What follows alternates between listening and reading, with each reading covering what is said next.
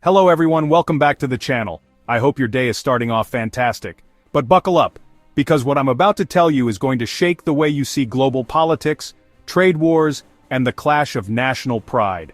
Western media has been reporting on what they like to call an unintended consequence of American policy toward India.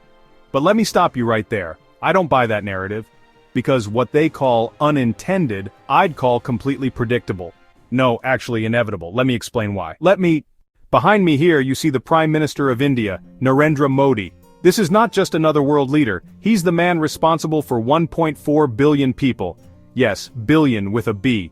He leads a proud, independent democracy, a nation that has sworn never again to be pushed around, never again to be colonized, never again to have its destiny dictated by outsiders. India is not just a country, it's a civilization. Thousands of years of culture, faith, language, innovation, and resilience. A civilization that endured colonial exploitation, decades under the British Crown, only to rise from the ashes, build its sovereignty, and emerge as one of the most powerful nations in the modern world. Today, India is on the cusp of becoming the third largest economy on Earth. It's already a nuclear power, a military heavyweight, and a country with one of the fastest growing technology sectors anywhere. And with every passing year, its influence only grows stronger. And yet, the United States thought it could strong-arm India with tariffs. That's right. Donald Trump, in his never-ending love affair with tariffs, decided to impose a massive 50% tax on Indian goods entering the United States. Why? Because India committed the ultimate crime in Washington's eyes, buying discounted oil from Russia. Think about that for a second.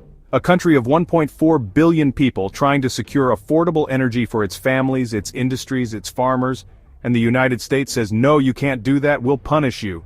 Really? Did Washington seriously believe India would bow down to this pressure? Spoiler alert, they didn't. Prime Minister Modi and his government dismissed the tariffs immediately. But more importantly, the Indian people, all 1.4 billion of them, took this as an insult, a slap in the face. And now, what we're seeing unfold could turn into one of the biggest boycotts in human history. Now before we go further, let's pause and put that number, 1.4 billion, into perspective. Because most people throw around numbers like a billion without actually feeling the weight of it. If you started counting right now, 1, 2, 3, 4, and you never slept, never ate, never stopped, it would take you 44 years to count to 1.4 billion. 44 years. That's how many people live in India. That's how many people the US just managed to offend. So when I say this could be the biggest boycott in history, I'm not exaggerating, I'm understating it. Let's dive into some of the reaction inside India, because trust me, the anger is real. The Times of India reported this headline. Donald Trump's big statement, India kills us with tariffs, again claims New Delhi offered no tariff deal. The article basically called Trump's claim baseless. Indians see it as bluster. Another Times of India piece read, reality check for Trump. Why blame India for Russian crude trade? The US and EU trade with Russia runs in the billions. Boom. Hypocrisy exposed. While Washington lectures India about morality, it continues trading with Russia behind the scenes. But it didn't stop with articles. Influential figures like Ramdev, a yoga guru with millions of followers, publicly urged Indians to boycott US products. No Indian should be seen at the counters of American brands, he declared, and people listened. Social media across India lit up with calls to reject Coca-Cola, Pepsi, McDonald's, KFC, Subway, and yes, even Colgate toothpaste. Ads popped up in newspapers with slogans like, "Born there, not here." The message was simple, support Indian goods, not American ones. Even Indian toothpaste companies joined the movement. Dabur, a rival of Colgate, started promoting its products as a patriotic choice. Prime Minister Modi himself doubled down on the message, calling for Swadeshi. Now this word, Swadeshi, deserves attention. It means using Indian goods first, putting the nation's products above foreign imports. It's not just a slogan, it's a movement, a philosophy. A rallying cry that goes all the way back to India's independence struggle against the British. And when Modi invokes Swadeshi today, it taps into something deep, emotional, and powerful in the Indian psyche. Imagine this. Modi literally told teachers to ask school children to make lists of foreign brands, and then teach them not to use them. Think about the symbolism of that. It's not just a boycott. It's a lesson in patriotism, taught to the next generation. That's how you build a national movement, and that's why American companies are nervous. Let's talk numbers again. If just half of India's population, say 700 million people, stopped drinking Coke or Pepsi tomorrow, that's 700 million fewer bottles sold every single day. What if even 25% of Indians stopped eating at McDonald's or KFC? That's hundreds of millions of lost customers overnight. Compare that to Canada. My home country of about 40 million people once boycotted US wine, and American wine exports to Canada collapsed by 97%. Just 40 million people made that happen. Now picture what 1.4 billion people can do. The scale is staggering. And here's the key. This isn't just about tariffs. If it were, maybe the outrage would fade, but it's about something deeper. Dignity. Pride. India isn't protesting because they can't handle a 50% tariff. They're protesting because they refuse to be told how to live, what to buy, and who they can trade with.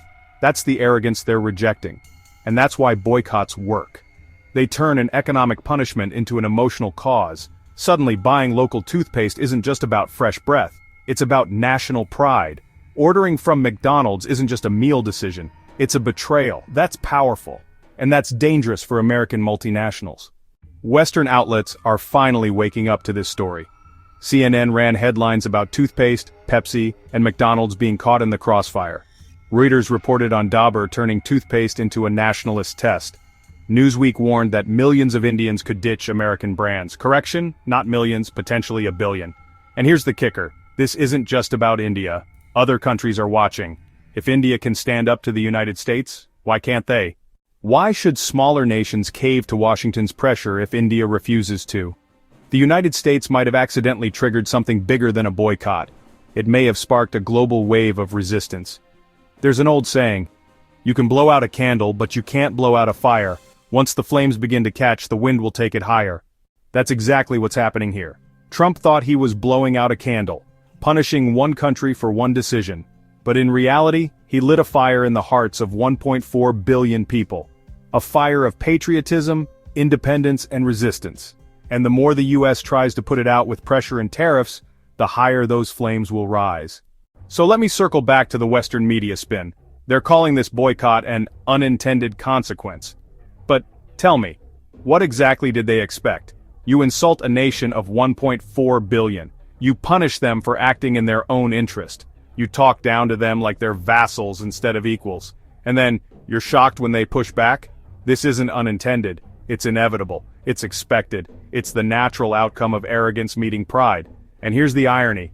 While the United States builds tariff walls around itself, it also builds walls around its own influence.